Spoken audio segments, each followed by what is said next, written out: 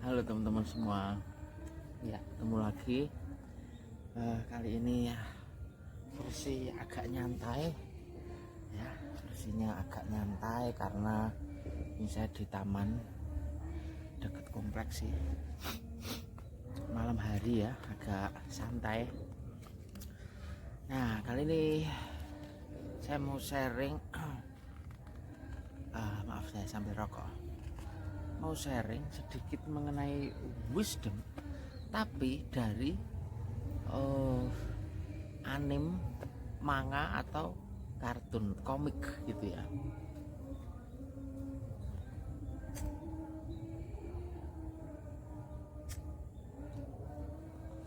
Gitu. Jadi dari manga atau kartun atau komik. Nah lalu bagaimana gitu ya, maksudnya apa?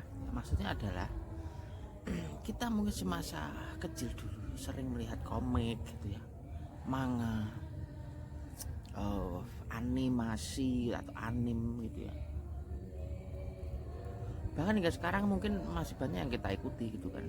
Bahkan saya di usia kepala 3 pun ya sekarang masih ngikutin yang dulu semasa kecil saya suka, masih saya ikuti sampai sekarang. Nah, saya mau bahas mungkin yang pertama, yang paling ngehit sekali. Yang paling ngehit sekali ya teman-teman. Paling banyak pecinta dan mungkin bisa dikatakan anime paling atau manga yang paling laris di dunia. Apa itu? One Piece atau One Piece, karya Oda Sensei. Nah, jadi Eiichiro Oda ya, Eiichiro Oda itu biasa kita sebut Oda Sensei ya, seorang mangaka dari Jepang yang luar biasa, konsisten, jenius, dan juga mengambil banyak referensi dari fakta sejarah yang ada. Nah, pertama-tama kita bahas One Piece dulu ya. Saya sangat tertarik dengan potret cerita di dalam One Piece itu semenjak saya mungkin usia berapa ya, mungkin ya baru suka-suka gitulah ya, itu SMP mungkin kelas 3 atau kelas 2 itu ya. Jadi itu atau sudah SMA malah. Jadi itu adalah waktu dimana saya melihat ini aneh gitu ya, unik, lebih ke unik sih sebetulnya waktu itu, karena digempur di tengah manga-manga yang jago-jago gitu ya, jagoan-jagoan ya, seperti ya waktu itu kan ada Goku gitu ya, Kenshin, ada apalagi itu, ada mungkin Sensei ya malah ya sebelumnya. Nah ini dia muncul dengan pesan moral yang luar biasa menurut saya. Jadi sosok Luffy ini digambarkan sangat gigih sekali. Bahkan dia kalah bangun lagi, jatuh bangun lagi, jatuh bangun terus itu. Dia kalah sekali bangun lagi hingga dia menang. Dan itu yang luar biasa. Mengajarkan kita bagaimana kita harus resilience, harus daya juangnya tinggi, gigih, memiliki semangat juang yang tinggi gitu ya. Nah kemudian kalau kita bilang bahwa Luffy ini kalau dari sisi fisik itu ya biasa ya, kurus gitu, jangkung gitu kan. Kemudian dia makan buah apa itu, devil fruit gitu ya, sehingga melar gitu. Dan ternyata belakangan diketahui bahwa itu ternyata buah yang dulu dicari-cari memang oleh para jagoan di dunia One Piece. Nah secara umum itu kisahnya begini, gambaran umumnya ya. Jadi ada sebuah world, sebuah dunia gitu, namanya dunia One Piece. Di situ adalah dunianya para bajak laut, surganya para bajak laut, di mana salah satu raja bajak laut yang bernama Goldie Roger itu menyampaikan sebelum dia dipenggal, dihukum pancung oleh angkatan laut ya, itu dia bilang bahwa ada harta karun One Piece gitu ya. harta karun itu benar-benar ada. Nah, dia bilang begitu. Sehingga setelah itu muncullah era baru ya, generasi-generasi bajak laut yang mulai bermunculan, termasuk salah satunya ada Luffy ini. Nah, disitulah dimulai. Jadi secara umum ketahanan dunia One Piece ya, atau dunia organisasi militer gitu ya, di dunia One Piece itu adalah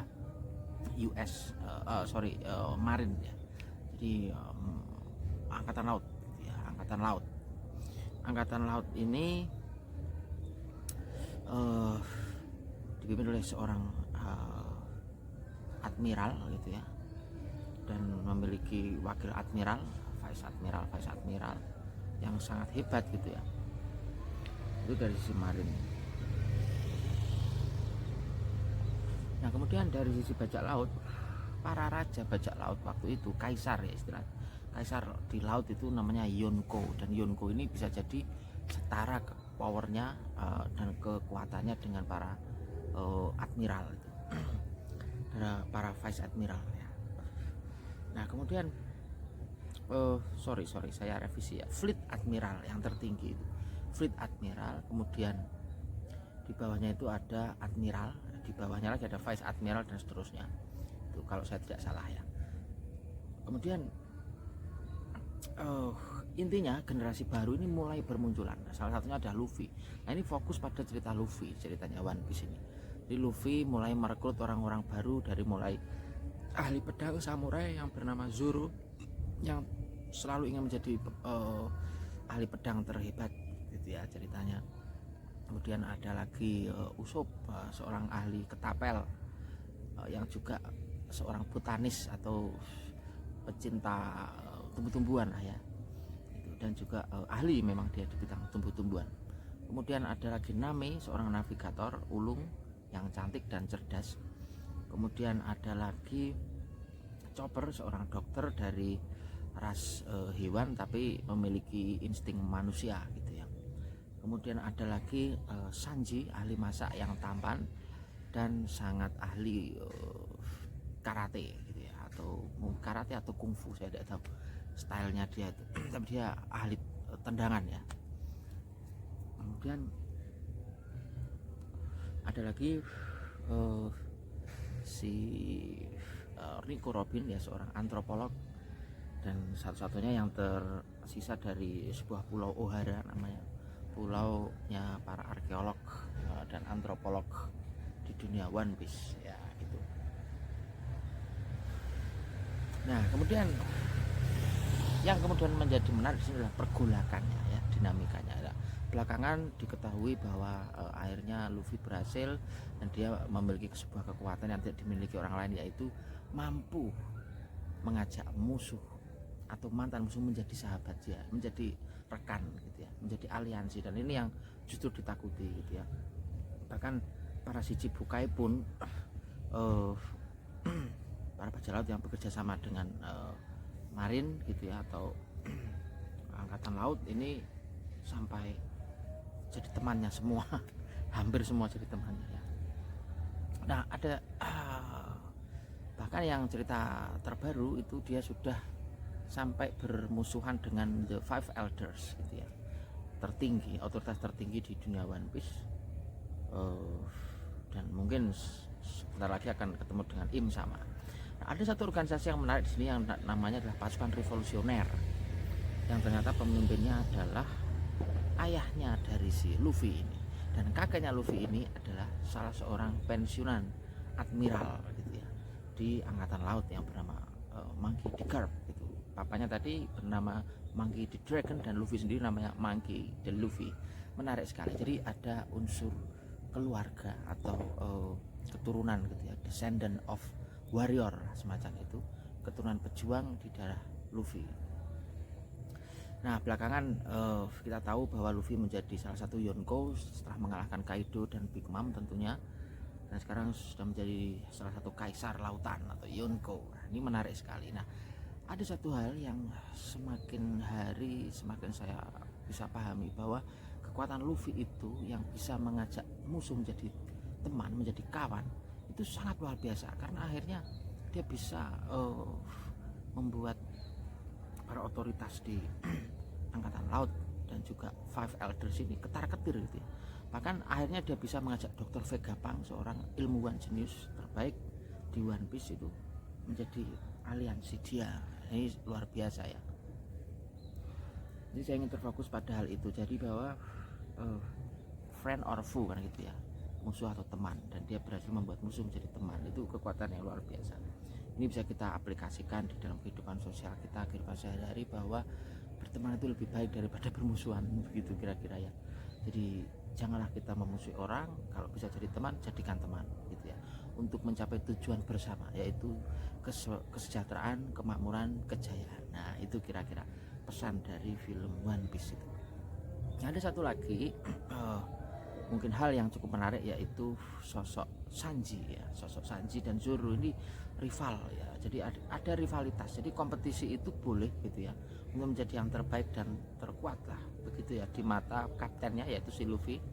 Tapi dia harus memiliki etika gitu ya. Sanji memegang prinsip bahwa wanita harus dilindungi, wanita dan anak kecil harus dilindungi begitu. Sementara Zoro dia mengatakan kalau memang baik siapapun, orang tua, kecil maupun wanita, kalau memang dia bersalah ya harus dihukum begitu ya. Dan Sanji selalu melakukan itu ya, menghukum musuh-musuhnya dengan samurai dan cara menebas. Dia juga pernah menebas seorang wanita ya, seorang musuh wanita, dan itu menunjukkan bahwa ada sedikit perbedaan dengan Sanji, di mana Sanji ini akhirnya ya di beberapa adegan memang sering dijadikan bulan-bulanan wanita gitu ya, apalagi kalau musuhnya wanita. Tapi yang Luffy ini sungguh menarik ketika dia dimusuhin oleh salah seorang Shichibukai namanya Buah Hancock. Itu justru si Buah Hancock ini justru jatuh cinta dan beraliansi dengan Luffy. Nah, ini salah satu hal yang menarik, dan ada feminisme di situ ya. Jadi ada prinsip feminis di situ, dan ini sangat sebagai semacam reminder bagi kita bahwa feminisme itu perlu, tapi tidak perlu berlebihan juga gitu ya.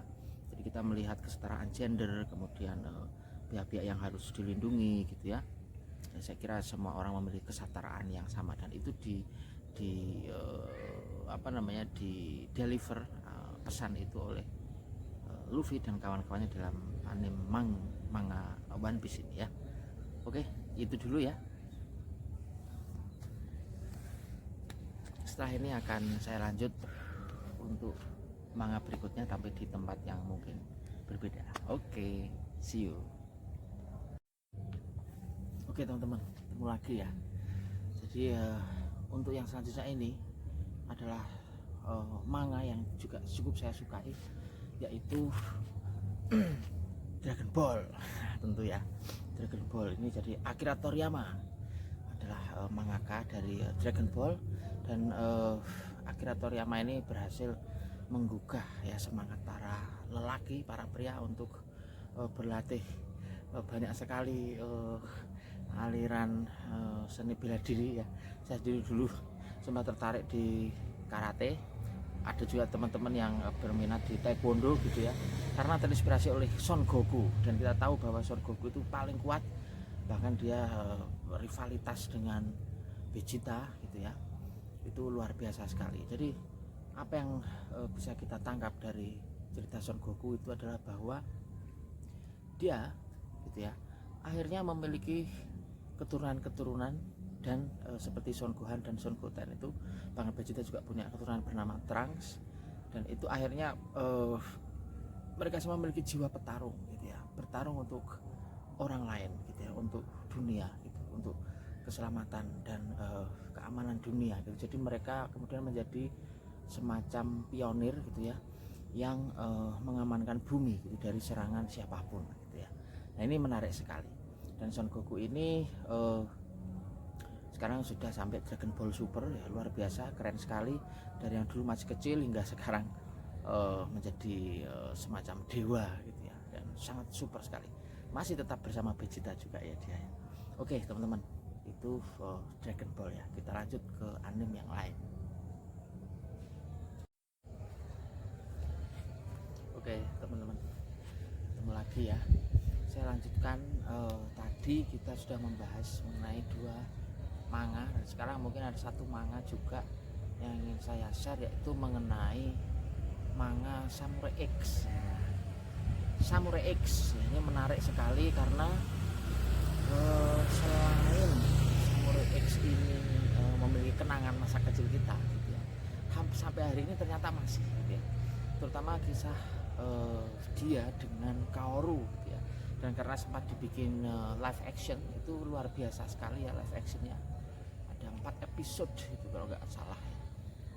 Nah kemudian apa yang bisa kita petik dari manga Samurai X ini adalah bahwa Kenshi Himura gitu ya, sebagai seorang samurai yang dulunya seorang batosai pembantai, akhirnya dia tobat gitu ya, menjadi samurai biasa dengan dibalik gitu ya hitokiri gitu ya, dibalik pedangnya itu, sehingga dia tidak bisa membunuh tapi bisa melumpuhkan musuhnya gitu ya, dengan teknik.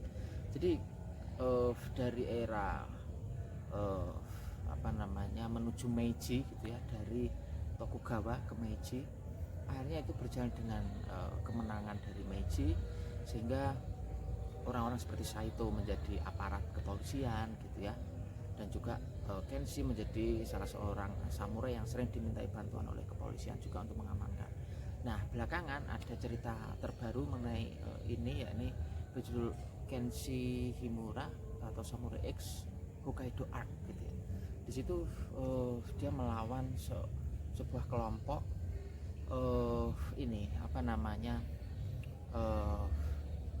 pemberontak dengan menggunakan alat tradisional ketika menyerang musuh-musuhnya gitu ya. Jadi menggunakan alat tradisional, kelompok pemberontak dengan menggunakan alat tradisional, dan hanya bisa dilawan oleh para samurai. Akhirnya para warrior dari Jubbon Katana akhirnya bergabung dengan Saito dan Kenshi Himura untuk menghancurkan grup Kenkaku Heiki namanya. Jadi menarik sekali di situ teman-teman. Nah pesan dari Kenshi Himura ini menurut saya adalah bahwa stand for what you believe gitu ya. Selalu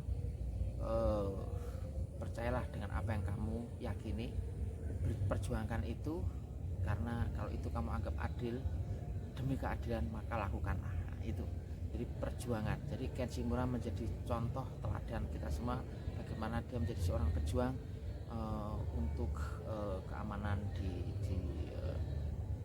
era dia ya, demi keluarga juga gitu ya. Akhirnya kan dia punya anak namanya Genji gitu ya. Namanya anaknya Kenshi itu, dan seterusnya. Saya kira ini menarik, dan tentu kita akan lanjut lagi nanti di tempat yang lebih menarik lagi. Oke, yuk. Yuk teman-teman, halo, ketemu lagi ya. Ya, jadi tadi kita sudah membahas mengenai beberapa manga gitu ya, dan mungkin kali ini di tempat yang agak terang lah ya, biar enak. Jadi tadi sudah Dragon Ball, One Piece, kemudian Samurai X gitu ya. Dan tentu saya tidak mungkin melewatkan satu ini, yaitu Naruto.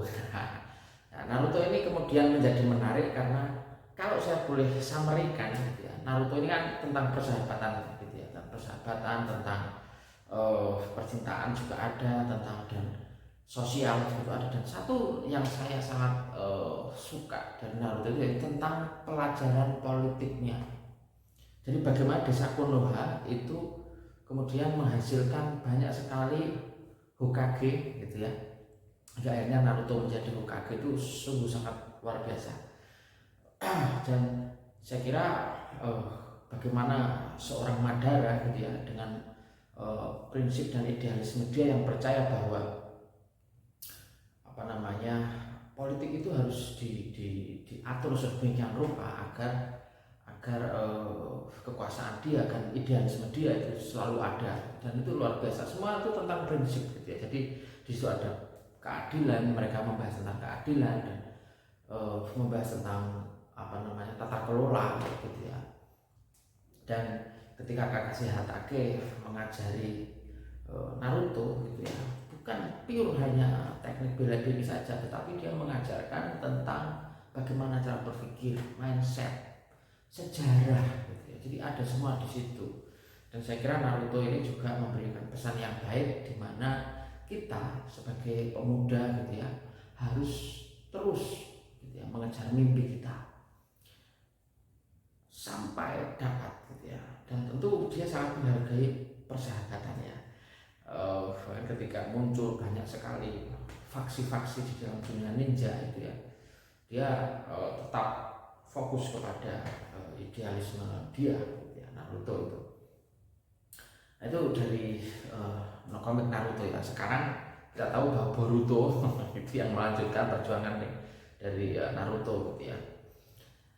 Nah, lalu mungkin yang masih ada banyak tentunya ya, masih ada banyak misalnya One Punch Man lah ya, salah satunya One Punch Man ini juga menarik walaupun dikemas dalam komedi gitu ya, tapi filosofi yang ada di One Punch Man juga menarik, dimana dia betul-betul berjuang memastikan bahwa dia harus bisa mengalahkan monster hingga akhirnya rambutnya rontok, dia menjalani latihan otodidak, istilahnya dia otodidak tanpa guru saja bisa menjebol limitnya dan menjadi manusia terkuat di bumi. Jadi sekali pukul One Punch itu he is going to be a real man kan, itu One Punch Man kan gitu. Jadi manusia sekali pukul atau sekali pukul pasti jatuh lah maksudnya, apalagi berkali-kali kan gitu. Makanya dia sering sekali menahan diri gitu ya. Dan itu luar biasa hingga akhirnya dia memiliki satu kondisi emosional yang tidak lagi merasakan hype, tidak lagi merasakan perasaan puas ketika bertarung melawan musuh gitu ya. Karena dia selalu menang. Bahkan ini saya kira kartun satu-satunya, manga satu-satunya di mana kita sebagai penonton itu justru kasihan sama musuhnya sama si jagoannya gitu ya. Jadi baru inilah kita lihat ya, itu menarik sekali. Jadi One Punch Man oke lah gitu ya. Dan dia akhirnya punya murid dan dia masih belajar untuk gimana caranya ngajarin si muridku ini gitu ya, si Cyborg gitu ya, muridnya Saitama. Nah, belakangan kita ketahui bahwa di asosiasi pahlawan itu sudah mulai mengenal dan mulai mengerti kehebatan Saitama gitu ya. Kan ketika dia juga menghajar Garo gitu ya, murid dari Bang, salah satu senior ya, kelas S peringkat ketiga ya setelah Blaze dan Tatsumaki. Itu Garo itu sampai universe lain lah ya istilahnya, sampai perangannya itu sudah masuk akal lah, sampai bulan, sampai mana-mana, sampai Jupiter dan macam-macam. Nah, itu masih tetap menahan di Saitama ini karena dia tahu ini masih sangat muda, masih di bawah umur, dia gak mungkin menghancurkan generasi penerus warrior gitu ya. Nah, itu menarik sekali. Nah, itu sedikit tentang One Punch Man, dan saya kira pesan yang disampaikan adalah bahwa kalau kita mau maju ya kita harus break the limit gitu ya, kita harus jadi versi kita yang terbaik. Nah, itu pesannya One Punch Man. Nah, izinkan saya untuk mempersembahkan ya sebuah kisah juga, salah satu manga yang betul-betul saya addicted banget ya sampai hari ini, addicted banget saya akui. Jadi karena banyaknya moral ya, pesan moral dan juga cerita yang menarik hingga hari ini gitu ya. Karena itu juga dari kecil, dari SD saya membaca komik ini dan hingga sekarang saya masih mengikuti, yaitu The Iron Fist atau Kung Fu Boy kalau di Indonesia ya. Saya akan menceritakan sedikit ya tentang ini. Jadi Kung Fu Boy itu adalah sebuah kisah tentang seorang anak bernama Jinmi gitu ya, yang mana Jinmi ini diprediksi akan menjadi penerus pejuang di kuil Shaolin Dairin gitu ya, kuil Dairin. Nah, suatu ketika untuk membuktikan atau dalam proses dia menjadi pejuang itu dia harus melawan berbagai musuh, dia harus melalui berbagai rintangan dan berguru dari kawan maupun lawan, dan berguru kepada guru di Shaolin gitulah ya. Setelah dia menjalani beberapa kali pembelajaran gitu ya, dari perjalanan dia itu sungguh menarik. Bagaimana dia digembleng oleh guru Yosen ya, yang seorang peminum tetapi memiliki kehebatan kungfu permuk tulang gitu ya, yang mana Jin Mi berhasil untuk menguasai di akhir hayat sang guru Yosen ini. Dia kemudian menjadi satu-satunya pewaris gitu ya, pewaris resmi dari kungfu permuk tulang. Nah, suatu ketika dia membuktikan juga suatu teknik baru bahwa menjatuhkan beruang menggunakan satu jari, kungfu satu jari, menggunakan dan dia belajar dari seorang dokter hewan waktu itu ya. Itu cukup menarik juga. Kemudian ketika kembali ke Guldarin, dia suatu kisah ini ya. Jadi dia kaget kenapa guru-gurunya kok kalah semua gitu ya. Ada guru tertinggi di Guldarin itu tentunya bisa menang melawan musuh yang sedang ada ini, tapi dia posisinya sakit. Siapa nama musuh itu? Musuh itu bernama Audo, seorang musuh mantan di Guldarin juga dulunya, tetapi dia kemudian mempelajari ilmu terlarang, hingga dia sangat bagus gitu ya, tenaga dalamnya dia paling kuat lah, bahkan dia bisa menjinakkan 2 ekor harimau yang sangat ganas. Akhirnya Jin Mi mau tidak mau mempelajari sebuah ilmu yang dilarang, yang menggunakan 3 titik manusia untuk menghancurkan, dan akhirnya ya dia akhirnya bisa menguasai dan mampu untuk melumpuhkan tanpa membunuh ya, gitu ya. Jadi Jin Mi akhirnya berhasil menjatuhkan Audo ini. Nah, di perjalanan berikutnya akhirnya dia menguasai banyak sekali ilmu termasuk tongkat, dan dia bertemu dengan rivalnya. Jadi kungfu tongkat itu dia memiliki rival sendiri gitu ya, namanya saya lupa namanya, tapi dia adalah murid dari seorang ahli tongkat di Guldarin bernama Riki gitu ya. Luar biasa itu. Jadi kisah persahabatan dia dengan teman-temannya, kemudian kisah dia tidak punya kisah cinta, tidak, dia hanya dekat dengan seorang gadis desa di seberang Guldarin bernama Yan. Ini menarik sekali. Dan akhirnya Jin Mi sering membantu memerangi musuh, terutama ketika kerajaan membutuhkan bantuan dari para pendekar, itulah ya, ahli bela diri. Salah satunya Jin Mi ketika dibutuhkan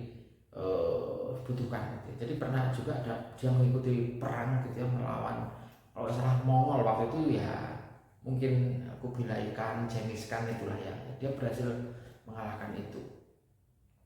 Nah, kemudian suatu ketika dia mengikuti lomba, ya intinya dia menjadi guru gitu ya. Dia sekarang atau saat ini cerita yang sudah ada ini, dia menjadi guru di Guldarin, dan dia hebat sekali lah, masih muda tapi sudah jadi guru.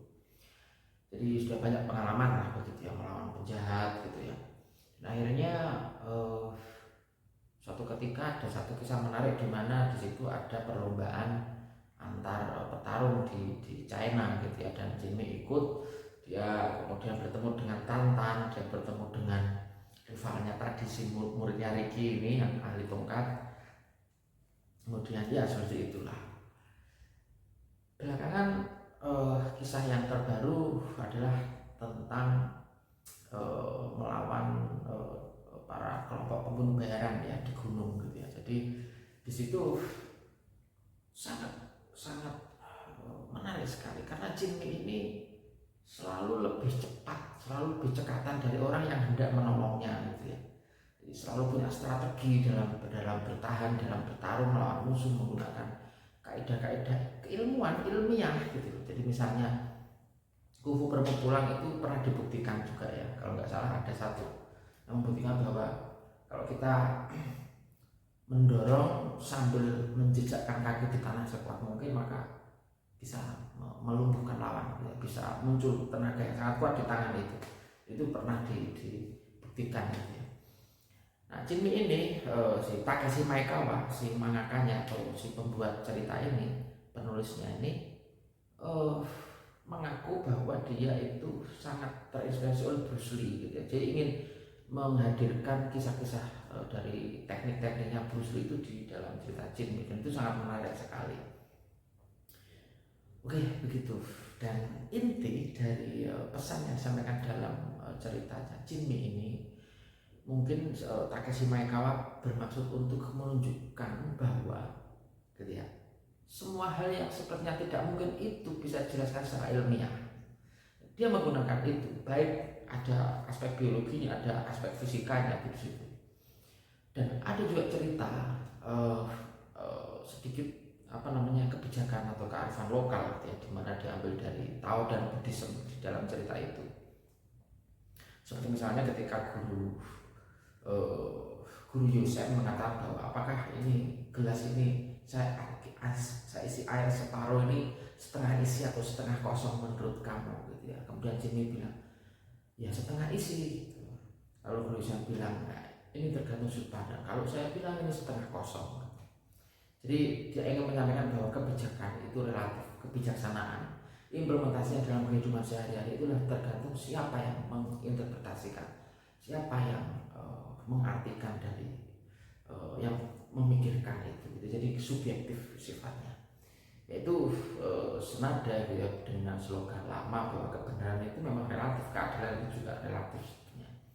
Nah, Jinmi ya gitu ya, menggebrak gitu ya, akhirnya dia mampu menjadi salah satu harapan dari para petinggi di negara itu, menjadi salah satu ahli bela diri, pendekar yang luar biasa gitu ya. Dan dia kebanyakan melakukan pembelaan rakyat kecil, rakyat tertindas itu sendirian ya, solo player. Dan dia sekarang sudah punya murid gitu ya, dia sudah mulai mengajarkan segala macam, dia sudah levelnya sudah sama dengan Ricky tadi yang tongkat. Kemudian ada lagi satu temannya yang gundul itu Ryukai namanya. Jadi Ryukai, Ricky dan Jinmi ya, tiga guru terkuat lah ya di Guild Dairin. Dan ceritanya adalah bahwa Guild Dairin sangat mendukung kebijakan kerajaan, kebijakan negara, dan siap untuk bela negara, begitu kira-kira. Oke, dari beberapa kisah yang saya sampaikan semoga bisa menjadi diskusi, kita bisa mengambil manfaat dan hal-hal yang positif, selain juga tentunya untuk menghibur gitu ya teman-teman. Happy weekend semuanya. Maaf kalau ada salah kata dan salah informasi, karena ya ini saya tidak berdasarkan riset yang mendalam, tapi hanya berdasarkan dari sudut pandang pembaca saja dan penikmat gitu ya, penikmat manga dan anime khususnya. Oke, itu dari saya. Sukses selalu, sehat selalu untuk teman-teman semua yang sedang bekerja, semangat terus. Yang sedang beristirahat, nikmati waktu Anda. Yang sedang bersantai bersama keluarga, silahkan bersantai, ria, dan menikmati hidup dengan bijaksana, dengan dewasa, dan tentunya seperti yang disampaikan oleh Saitama ya, I'm hero for hobby ya. Jadi jangan terlalu serius ya, dibikin santai. Seorang Saitama saja yang hero aja santai kan, begitu ya kira-kira. Oke, enjoy your life. Oke kawan, sampai ketemu, happy weekend buat semuanya, bye bye.